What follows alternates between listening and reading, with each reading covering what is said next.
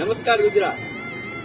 આજે ઉપલેટાના એક ભાજપ વાળાએ પોસ્ટ મૂકી કે જ્યારથી વરસાદ ચાલુ થયો ત્યારથી મહેન્દ્રભાઈ પાડલિયા એમએલએ અને ભાજપના તમામ કાર્યકર્તાઓ આ લોકોની વારે આવ્યા.